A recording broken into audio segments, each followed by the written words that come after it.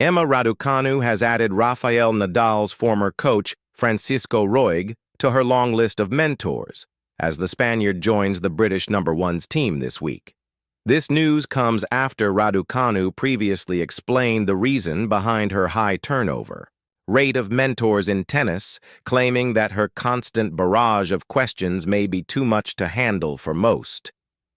Previously, questions had been asked of Raducanu's long list of coaches, with the likes of Nigel Sears, Vladimir Platonik, Nick Cavaday, Sebastian Sachs, and U.S. Open partner Andrew Richardson all having worked with the tennis star in the past. However, speaking to BBC Radio 4 back in 2023, the Grand Slam winner admitted her challenging queries are likely a big reason why her mentors end up moving on. At the time, Raducanu said, "I ask my coaches a lot of questions.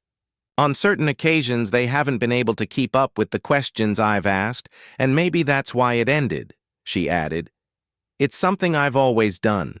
I keep provoking and asking questions to coaches and challenging their thinking as, well, I'm not someone that you can just tell me what to do and I'll do it. I need to understand why, and then I'll do it." The former U.S. Open winner exited the Canadian Open last weekend, beaten in straight sets by American Amanda Anisimova. Now, she will take on the Cincinnati Open as her final preparation for the U.S. Open at the end of August, with Roig by her side. Mark Petchey had been working with Raducanu on an informal basis from March, but due to his media commitments during the U.S. hardcourt season, the 22-year-old will rely on Nadal's ex-mentor for the foreseeable. The pair engaged in talks during Wimbledon and will now aim to push Raducanu back up the rankings, so she is seeded for the final Grand Slam of the season.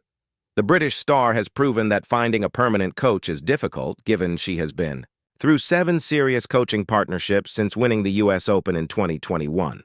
However,